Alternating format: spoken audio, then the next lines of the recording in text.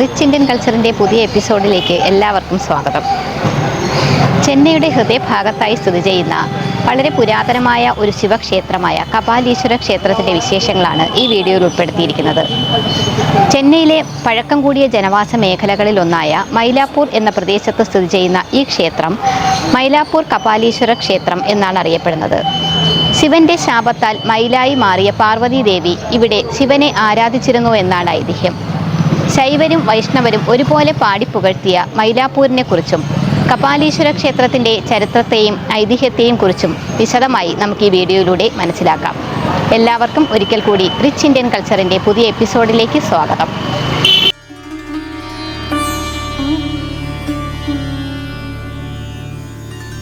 ശിവശങ്കരായ ശുദ്ധായ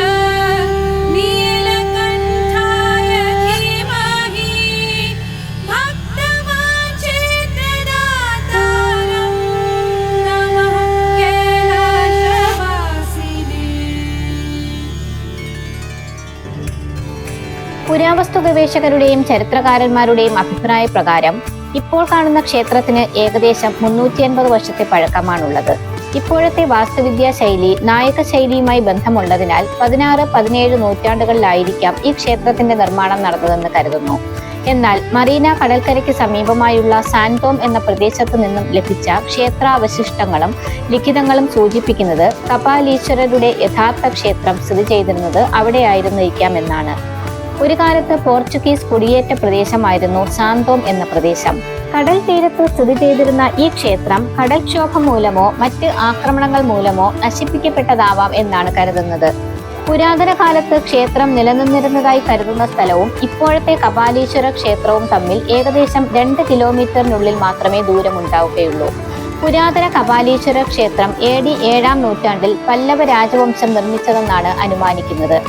ക്ഷേത്രത്തിനുള്ളിലെ മുരുക സന്നിധിയായ ശിങ്കാരവേല സന്നിധിക്കുള്ളിലെ ഒരു ലിഖിതവും കർപ്പകാമ്പാൾ സന്നിധിക്കുള്ളിലെ 2 ലിഖിതങ്ങളും വെളിപ്രാകാരത്തിലെ 8 ലിഖിതങ്ങളും പുരാതന കാലത്ത് നിലനിന്നിരുന്ന യഥാർത്ഥ കപാലീശ്വര ക്ഷേത്രത്തിന്റെ പല ഭാഗങ്ങളിൽ നിന്നും ലഭിച്ചവയാണ്. അവ പിന്നീട് പുതിയ ക്ഷേത്രത്തിന്റെ നിർമ്മാണ സമയത്ത് സ്ഥാപിക്കുകയായിരുന്നു. മഹാദേവനെ ഇവിടെ കപാലീശ്വരർ എന്നും പുന്നൈവനനാഥർ എന്നും അറിയപ്പെടുന്നു. പാർവതി ദേവിയെ കർപ്പകാമ്പാൾ എന്നാണ് അറിയപ്പെടുന്നത്. തേവാരം പാട്ടുകളിൽ ഉൾപ്പെട്ടിരിക്കുന്ന 274 ശിവക്ഷേത്രങ്ങളിൽ ഉൾപ്പെട്ടതാണ് ഈ ക്ഷേത്രവും. ക്ഷേത്രം നിൽക്കുന്ന പ്രദേശത്തിന് മൈലാപ്പൂർ എന്ന പേര് വന്നതിന് പിന്നിലൊരു ഐതിഹ്യമുണ്ട്. ഒരിക്കൽ കൈലാസത്തിൽ വെച്ച് പാർവതി ദേവി മഹാദേവനോട് നമശിവായ എന്ന പഞ്ചാക്ഷരിയുടെ അർത്ഥം വിശദീകരിക്കാൻ ആവശ്യപ്പെട്ടു.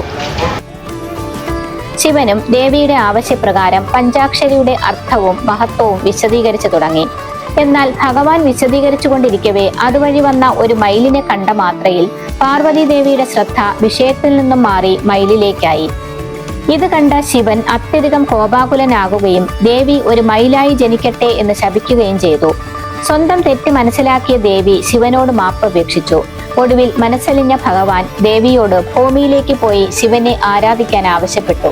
അതിനുശേഷം ദേവിയെ ശാപത്തിൽ നിന്നും മോചിപ്പിക്കാമെന്നും അറിയിച്ചു. അങ്ങനെ മയിലായി അവതരിച്ച പാർവതി ദേവി തൊണ്ടൈമണ്ഡലം എന്നറിയപ്പെട്ടിരുന്ന ഇന്നത്തെ ചെന്നൈ നഗരം ഉൾപ്പെടെയുള്ള ഭാഗങ്ങൾ നിലനിൽക്കുന്ന ഈ പ്രദേശത്തെത്തുകയും അവിടെ ഒരു പുന്നമരത്തിന്റെ ചുവട്ടിൽ ശിവലിംഗം പ്രതിഷ്ഠിച്ച് ആരാധിക്കുകയും ചെയ്തു. ദേവിയുടെ ആരാധനയിൽ സംതൃപ്തനായ മഹാദേവൻ പ്രത്യക്ഷപ്പെടുകയും ദേവിക്ക് ശാപമോചനം നൽകുകയും ചെയ്തു. അങ്ങനെ പാർവതി ദേവി മയിലിന്റെ രൂപത്തിൽ ഇവിടെ ശിവനെ ആരാധിച്ചതിനാൽ ഇവിടം മൈലാപ്പൂർ എന്നറിയപ്പെടാൻ തുടങ്ങി എന്നാണ് ഐതിഹ്യം. പുന്നമര ചുവട്ടിൽ വെച്ച് ഭഗവാനെ ആരാധിച്ചതിനാൽ ഭഗവാന് പുന്നൈവനനാഥർ എന്ന നാമവും ലഭിച്ചു. മൈലാപ്പൂരിന് മയൂരപുരി, മയൂരക്ഷേത്രം, മയൂരനഗരം, തിരുമൈലൈ എന്നിങ്ങനെ പുരാതന നാമങ്ങളുമുണ്ട്. കൈലയെ മൈലൈ, മൈലയെ കൈലൈ എന്നൊരു പഴഞ്ചൊല്ലുണ്ട് ക്ഷേത്രത്തിനെ കുറിച്ച്. കൈലൈ എന്നുദ്ദേശിക്കുന്നത് കൈലാസത്തെയും മൈലൈ എന്നർത്ഥമാക്കുന്നത് മൈലാപ്പൂരിനെയുമാണ്. ഒരിക്കൽ ബ്രഹ്മാവിന്റെ അഹങ്കാരത്തിന്റെ ഫലമായി ശിവൻ ബ്രഹ്മദേവന്റെ 5 തലകളിൽ ഒന്ന് വെട്ടിമാറ്റുകയും സൃഷ്ടികർമ്മങ്ങളിൽ നിന്നും ബ്രഹ്മാവിനെ തടയുകയും ചെയ്തു. അഹങ്കാരം ശമിച്ച ബ്രഹ്മദേവൻ ശിവനെ തപസ് ചെയ്യുകയും ഒടുവിൽ ഭഗവാൻ ബ്രഹ്മാവിന് സൃഷ്ടികർമ്മങ്ങൾ നടത്താൻ അനുവാദം നൽകുകയും ചെയ്തു. ബ്രഹ്മശിരസ് വെട്ടിയതിനാൽ ശിവന് കുറച്ചുകാലം ബ്രഹ്മഹത്യാ ദോഷമുണ്ടായി. ആ കാലയളവിൽ ബ്രഹ്മാവിന്റെ തലയോട്ടി അഥവാ ബ്രഹ്മകപാലം ശിവന്റെ കയ്യിൽ ഒട്ടിച്ചേർന്നു. ഒടുവിൽ ശിവൻ കാശിയിലെത്തിയപ്പോഴാണ് ബ്രഹ്മഹത്യാദോഷം മാറിയത്. ബ്രഹ്മകപാലം കയ്യിലൊട്ടിയ ഓർമ്മയ്ക്കായി ശിവൻ കപാലീശ്വരർ എന്ന നാമം സ്വീകരിക്കണമെന്ന് ബ്രഹ്മാവ് ശിവനോട് അപേക്ഷിച്ചു. ബ്രഹ്മാവിന്റെ അപേക്ഷ സ്വീകരിച്ച ഭഗവാൻ അങ്ങനെ കപാലീശ്വരർ എന്ന നാമം സ്വീകരിച്ചു എന്നാണ് ഐതിഹ്യം. മൈലാപ്പൂരിന് വേദപുരി എന്നും ശുക്രപുരി എന്നും 2 നാമങ്ങളുണ്ട്. ഒരിക്കൽ സോമുഖാസുരൻ എന്ന അസുരകുലജാതൻ വേദങ്ങൾ മോഷ്ടിച്ചപ്പോൾ മഹാവിഷ്ണു അസുരനിൽ നിന്നും വേദങ്ങൾ വീണ്ടെടുത്ത് ബ്രഹ്മാവിനെ ഏൽപ്പിച്ച സ്ഥലമായതിനാലാണത്രേ വേദപുരി എന്ന നാമം ലഭിച്ചത്.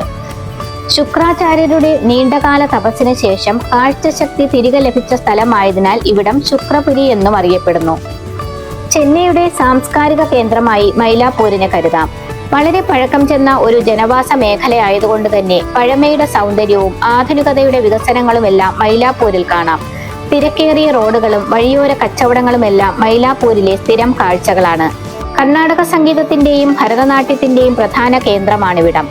നാരദ ഗണസഭ, രസികരഞ്ജിനി സഭ പോലെയുള്ള ധാരാളം പ്രശസ്തമായ സാംസ്കാരിക സംഘടനകൾ അഥവാ സഭകൾ മൈലാപ്പൂരിൽ സ്ഥിതി ചെയ്യുന്നുണ്ട്. മാർഗഴി മാസത്തിൽ ഇത്തരത്തിലുള്ള സഭകളിൽ ശാസ്ത്രീയ സംഗീതവും നൃത്തവുമെല്ലാം അരങ്ങേറാറുണ്ട്. അതുകൊണ്ട് തന്നെ കലാരംഗത്ത് പ്രവർത്തിക്കുന്നവർക്കും കലാ ആസ്വാദകർക്കും ഏറെ പ്രിയപ്പെട്ട സ്ഥലമാണ് മൈലാപ്പൂർ.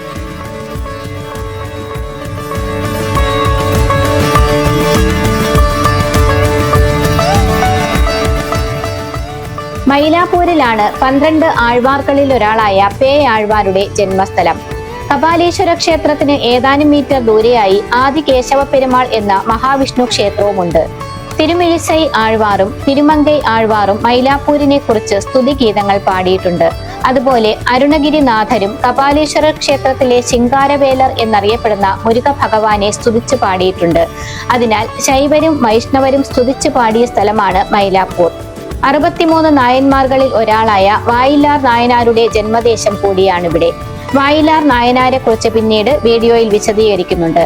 കവിയും തത്വചിന്തകനും തിരുക്കുറലിന്റെ രചയിതാവുമായിരുന്ന തിരുവള്ളുവരിന്റെ ജന്മസ്ഥലം മൈലാപ്പൂരാണെന്ന് പറയപ്പെടുന്നു. എങ്കിലും തിരുവള്ളുവരിന്റെ വ്യക്തിപരമായ ജീവചരിത്രത്തെക്കുറിച്ചുള്ള വ്യക്തമായ രേഖകൾ ലഭ്യമല്ലാത്തതിനാൽ ഇത് ഇന്നും ഒരു കഥയായി തന്നെ തുടരുകയാണ്.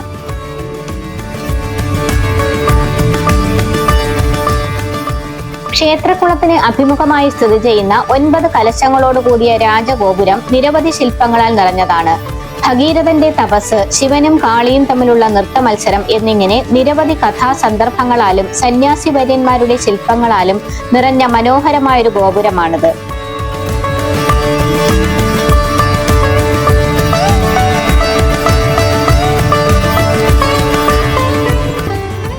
കിഴക്ക് ഗോപുരവാതിലിലൂടെ അകത്തേക്ക് പ്രവേശിക്കുമ്പോൾ ആദ്യം നർത്തന ഗണപതിയുടെ സന്നിധി കാണാം. ഗണപതി ഒരു കാലുയർത്തി നൃത്തം ചെയ്യുന്ന രീതിയിലാണ് പ്രതിഷ്ഠ. ഇത്തരത്തിലുള്ള പ്രതിഷ്ഠ വളരെ അപൂർവമായി മാത്രമേ കാണാൻ സാധിക്കുകയുള്ളൂ. പാർവതി ദേവിയിൽ നിന്നും ശക്തിവേൽ സ്വീകരിച്ച ശേഷം സുബ്രഹ്മണ്യ സ്വാമി സഹോദരനായ ഗണപതിയെ വണങ്ങാനെത്തിയപ്പോൾ സന്തോഷത്തോടെ നൃത്തം ചെയ്തുകൊണ്ട് സുബ്രഹ്മണ്യനെ അനുഗ്രഹിക്കുന്ന രൂപത്തിലാണ് നർത്തന ഗണപതി കാണപ്പെടുന്നത്. നർത്തന ഗണപതിയുടെ ഇടതുവശത്തായി അണ്ണാമലയാറിന്റെയും ഉണ്ണാമുലയമ്മന്റെയും സന്നിധികൾ കാണാം. ഉണ്ണാമുലയമ്മനെ വശത്തുള്ള കണ്ണാടിയിലൂടെയോ ഭിത്തിയിലുള്ള ചെറിയ ദ്വാരങ്ങളിലൂടെയോ മാത്രമേ ദർശിക്കാൻ സാധിക്കുകയുള്ളൂ. തമിഴ് മാസമായ കാർത്തികയിൽ ഇവിടെ പ്രത്യേക പൂജകൾ നടക്കാറുണ്ട്.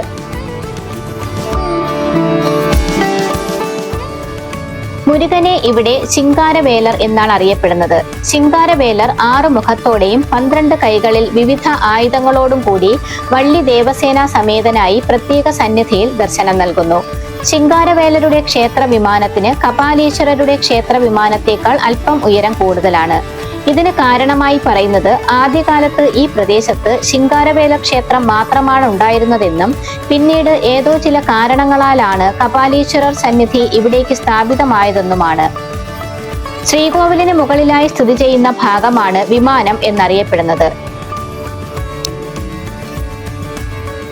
നൈനിയപ്പ മുതലിയാരുടെ മകനായ മുത്തിയപ്പ മുതലിയാർ ഏകദേശം 300 വർഷങ്ങൾക്ക് മുൻപാണ് കപാലീശ്വരർ സന്നിധി ഇങ്ങോട്ടേക്ക് മാറ്റിയതെന്നാണ് കരുതുന്നത്.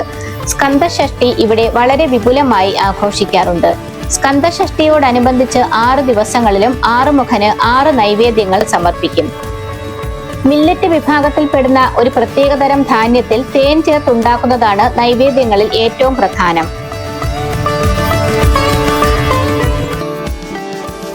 പഴനി മുരുകനും വായിലാർ നായനാർ എന്ന സന്യാസി വര്യനും ഇവിടെ സന്നിധികളുണ്ട്. ജീവിതകാലം മുഴുവനും മൗനം പാലിച്ചുകൊണ്ട് ശിവനെ ആരാധിച്ചിരുന്ന സന്യാസി വര്യനാണ് വായിലാർ നായനാർ. മനസ്സിനുള്ളിൽ ക്ഷേത്രം നിർമ്മിച്ച് അതിൽ ജ്ഞാനത്തിന്റെ വിളക്ക് തെളിയിച്ച് ഭഗവാനോടുള്ള സ്നേഹം വഴിപാടായി സമർപ്പിച്ചു. അദ്ദേഹത്തിന്റെ ആന്തരികമായ ഈ ആരാധനാ രീതി വർഷങ്ങളോളം തുടർന്നു. ഒടുവിൽ പരമാത്മാവിൽ ലയിച്ച് മോക്ഷം നേടി എന്നാണ് പറയപ്പെടുന്നത്. മൗനമായി ജീവിച്ചതിനാലാണ് വായില്ല എന്ന അർത്ഥത്തിൽ ഈ സന്യാസി വര്യനെ വായിലാർ നായനാർ എന്നറിയപ്പെടാൻ തുടങ്ങിയത്. പാർവതീദേവി ഇവിടെ കற்பകാംബികൈ എന്നാണ് അറിയപ്പെടുന്നത്. തെക്ക് ദർശനമായ കற்பകാംബികൈ സന്നിധിയിൽ ദേവി 4 കരങ്ങളോടുകൂടി നിൽക്കുന്ന രീതിയിലാണ് ദർശനം നൽകുന്നത്. കற்பകാംബികയെ ദർശിച്ച ശേഷമാണ് കപാലീശ്വരരെ ദർശിക്കുന്നത്. കற்பകാംബികൈ സന്നിധിയിൽ നിന്ന് ഇറങ്ങിയാലുടൻ കപാലീശ്വരർ സന്നിധിയാണ്. കപാലീശ്വരർ ഇവിടെ പടിഞ്ഞാറ് ദർശനമായാണ് അനുഗ്രഹം ചൊരിയുന്നത്. ഭഗവാന്റെ 5 മുഖങ്ങളായ സദ്യോജാതം, അഘോരം, വാമദേവം, തത്പുരുഷം, ഈശാനം എന്നിവയിൽ സദ്യോജാത മൂർത്തിയാണ് പടിഞ്ഞാറ് ദർശനമായുള്ളത്. ക്ഷേത്രത്തിന്റെ പടിഞ്ഞാറ് ഗോപുരവാതിലിലൂടെ പുറത്തു വരുമ്പോൾ വളരെ വലിയ ക്ഷേത്രക്കുളം കാണാം. കപാലി തീർത്ഥം എന്നാണ് ഇതറിയപ്പെടുന്നത്. കൂടാതെ ശക്തി തീർത്ഥം, മുക്തി തീർത്ഥം എന്നും പേരുകളുണ്ട്. തീർത്ഥക്കുളത്തിന്റെ മധ്യഭാഗത്തായി നീരാഴി മണ്ഡപം എന്ന പേരിൽ ഒരു മണ്ഡപം സ്ഥിതി ചെയ്യുന്നുണ്ട്.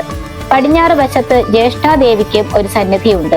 ജീവിതത്തിലെ എല്ലാ നിർഭാഗ്യങ്ങളിൽ നിന്നും മോചനം ലഭിക്കാൻ ഭക്തർ ജ്യേഷ്ഠാദേവിയെ ആരാധിച്ചു പോരുന്നു. ക്ഷേത്രത്തിൽ നവഗ്രഹ സന്നിധിയും ശനിദേവന് പ്രത്യേക സന്നിധിയുമുണ്ട്. ഇതുകൂടാതെ ജഗദീശ്വരർ, ദക്ഷിണാമൂർത്തി, കാലഭൈരവർ, ദുർഗ എന്നിങ്ങനെ നിരവധി സന്നിധികൾ വേറെയുമുണ്ട്. ക്ഷേത്രത്തിനുള്ളിൽ സ്ഥലവൃക്ഷമായ പുന്നമരത്തിന്റെ ചുവട്ടിലായി പുന്നൈവനനാഥന് പ്രത്യേകം സന്നിധിയുണ്ട്. ഈ മരച്ചുവട്ടിലാണത്രേ പാർവതീദേവി ശിവലിംഗം സ്ഥാപിച്ച് മയിൽ രൂപത്തിൽ ഭഗവാനെ ആരാധിച്ചിരുന്നത്. മയിലായ പാർവതീദേവി ശിവലിംഗത്തെ പൂജിക്കുന്ന ഒരു മനോഹര ശില്പവും 7-ാം നൂറ്റാണ്ടിൽ ജീവിച്ചിരുന്നതായി കരുതുന്ന തമിഴ് സന്യാസ കവിയായിരുന്ന തിരുജ്ഞാന സംബന്ധരെയും കപാലീശ്വര ക്ഷേത്രത്തിനെയും ബന്ധിപ്പിക്കുന്ന പ്രശസ്തമായ ഒരു ഐതിഹ്യമുണ്ട്. അങ്കം പൂമ്പാവൈ എന്ന പെൺകുട്ടിക്ക് പുതുജീവൻ കിട്ടിയതുമായി ബന്ധപ്പെട്ടാണ് ഐതിഹ്യം. ശിവനേശൻ എന്ന ശൈവ വ്യാപാരിയുടെ ഏക മകളായിരുന്നു പൂമ്പാവൈ. ശിവനേശന് തന്റെ മകളെ തിരുജ്ഞാന സംബന്ധന് വിവാഹം ചെയ്തു നൽകണമെന്ന് ഒരാഗ്രഹമുണ്ടായിരുന്നു. അങ്ങനെയിരിക്കെ ഒരു ദിവസം പൂമ്പാവൈ ഭഗവാന് ആരാധന നടത്താനുള്ള പൂക്കൾ ശേഖരിക്കുന്നതിനായി പൂന്തോട്ടത്തിലെത്തി. എന്നാൽ അവിടെ വെച്ച് പാമ്പ് കടിയേറ്റ് പൂമ്പാവൈ മരണപ്പെട്ടു. മകളുടെ മരണത്തിൽ ശിവനേശൻ ആകെ തകർന്നു. ആചാരങ്ങൾക്ക് വിരുദ്ധമായി ശിവനേശൻ മകളുടെ ചിതാഭസ്മവും അസ്ഥികളും പുണ്യനദികളിലൊന്നും നിമജ്ജനം ചെയ്യാതെ കുടത്തിൽ സൂക്ഷിച്ചുകൊണ്ട് തിരുജ്ഞാന സംബന്ധർ വരുന്നതുവരെ കാത്തിരുന്നു. സംബന്ധർ തീർത്ഥാടന വേളയിൽ കപാലീശ്വര ക്ഷേത്രവും സന്ദർശിച്ചു. സംഭവമറിഞ്ഞ സംബന്ധർ ശിവനേശനെ ക്ഷേത്ര പരിസരത്തേക്ക് വിളിച്ചു വരുത്തി. ശിവനേശൻ തന്റെ മകളുടെ ഭൗതികാവശിഷ്ടങ്ങൾ അടങ്ങിയ കലശവുമായി തിരുജ്ഞാന സംബന്ധരുടെ അടുത്തെത്തി. ദുഃഖിതനായ ആ പിതാവിൽ നിന്നും എല്ലാം അറിഞ്ഞ തിരുജ്ഞാന സംബന്ധർ മട്ടിത്ത എന്ന് തുടങ്ങുന്ന ഒരു ഗാനം ഭക്തി നിർഭരമായി ആലപിച്ചു തുടങ്ങി. ക്ഷേത്രത്തിലെ ആഘോഷങ്ങൾ തുടർച്ചയായി ആലപിച്ച് അവസാനിപ്പിച്ചു. ഒടുവിൽ, "ഓ പൂമ്പാവൈ, ഇതെല്ലാം കാണാതെ നീ എവിടെ പോയി?" എന്ന് ചോദിച്ചു. അത്ഭുതമെന്നോണം പൂമ്പാവയുടെ ഭൗതികാവശിഷ്ടങ്ങൾ സൂക്ഷിച്ചിരുന്ന ആ മൺകുടം പൊട്ടുകയും ഏകദേശം 12 വയസ്സ് പ്രായമുള്ള സൗന്ദര്യവതിയായ പൂമ്പാവൈ അതിൽ നിന്നും പ്രത്യക്ഷയാവുകയും ചെയ്തു. തന്റെ മകൾക്ക് ജീവൻ തിരിച്ചു കിട്ടിയത് കണ്ട് ശിവനേശൻ അത്യധികം സന്തോഷിച്ചു. തന്റെ മകളെ വധുവായി സ്വീകരിക്കണമെന്ന് ശിവനേശൻ തിരുജ്ഞാന സംബന്ധനോട് അപേക്ഷിച്ചു. എന്നാൽ അവൾക്ക് പുതിയ ജീവിതം നൽകിയതിനാൽ താൻ ഇപ്പോൾ അവളുടെ പിതാവിന്റെ സ്ഥാനത്താണെന്നറിയിച്ചു. പൂമ്പാവൈ തന്റെ ബാക്കിയുള്ള ജീവിതം ശിവന്റെ സേവനത്തിനായി സമർപ്പിച്ചു എന്നാണ് അറിയുന്നത്. മൃത്യുഞ്ജയനായ മഹാദേവന്റെ അനുഗ്രഹത്താൽ മരിച്ചവരെ പോലും പുനരുജ്ജീവിപ്പിക്കാൻ ശക്തിയുള്ള ക്ഷേത്രമായി ഇവിടം കരുതുന്നു. കപാലീശ്വര ക്ഷേത്രം സപ്തസ്ഥാന ക്ഷേത്രങ്ങളിൽ ഒന്നാണ്. സപ്തഋഷികൾ മഹാദേവനെ പൂജിച്ച സ്ഥലങ്ങളെയാണ് സപ്തസ്ഥാന ക്ഷേത്രങ്ങൾ എന്ന് പറയുന്നത്. കപാലീശ്വര ക്ഷേത്രവും ഐതിഹ്യവും എല്ലാം ചെന്നൈ നിവാസികളുടെ, പ്രത്യേകിച്ച് മൈലാപ്പൂരിലെ ജനങ്ങളുടെ മനസ്സിൽ ആഴത്തിൽ പതിഞ്ഞിട്ടുള്ളവയാണ്. അതുകൊണ്ട് തന്നെ ക്ഷേത്രവുമായി ബന്ധപ്പെട്ട ഏത് ആഘോഷങ്ങളിലും ഇവിടുത്തെ ജനങ്ങൾ ഒത്തുകൂടാറുണ്ട്. അത് ഇവിടുത്തെ ജനങ്ങളുടെ ജീവിതത്തിന്റെ ഒരു ഭാഗം കൂടിയാണ്. ലോകത്തിന്റെ പല ഭാഗങ്ങളിൽ നിന്നും വിനോദസഞ്ചാരികളും ഭക്തരും ഇവിടേക്ക് എത്താറുണ്ട്. വർണ്ണാഭമായ ക്ഷേത്ര ഗോപുരങ്ങളും ശില്പചാരുതയുമെല്ലാം സഞ്ചാരികളെയും ഭക്തരെയും ഒരുപോലെ ആകർഷിക്കാറുള്ളതാണ്. ചെന്നൈ നഗരത്തിനുള്ളിലായതിനാൽ ക്ഷേത്രത്തിൽ എത്തുന്നതിന് പബ്ലിക് ട്രാൻസ്പോർട്ടുകളും ക്യാബുകളുമെല്ലാം ലഭ്യമാണ്. ചെന്നൈ സെൻട്രൽ റെയിൽവേ സ്റ്റേഷനിൽ നിന്നും ഏകദേശം 8 കിലോമീറ്ററും എയർപോർട്ടിൽ നിന്നും ഏകദേശം 12 കിലോമീറ്ററും ദൂരമുണ്ടാകും ക്ഷേത്രത്തിലേക്ക്. 10 ദിവസം നീണ്ടു നിൽക്കുന്ന ബ്രഹ്മോത്സവമാണ് ക്ഷേത്രത്തിലെ പ്രധാന ഉത്സവം. ഇതുകൂടാതെ പ്രദോഷം, തമിഴ് പുതുവർഷം, ചിത്ര പൗർണമി, വൈശാഖ പൗർണമി, മകരപ്പൊങ്കൽ, ആണി തിരുമഞ്ജനം, വിനായക ചതുർത്ഥി എന്നിങ്ങനെ നിരവധി ഉത്സവങ്ങൾ വേറെയുമുണ്ട്. ക്ഷേത്രം രാവിലെ 5:30 മുതൽ ഉച്ചയ്ക്ക് 12 മണി വരെയും വൈകുന്നേരം 4 മണി മുതൽ രാത്രി 9 മണി വരെയുമാണ് തുറന്നിരിക്കുന്നത്. ഉത്സവ ദിവസങ്ങളിലും പ്രത്യേക പൂജാവേളകളിലും ദർശന സമയത്തിൽ മാറ്റമുണ്ടാകും.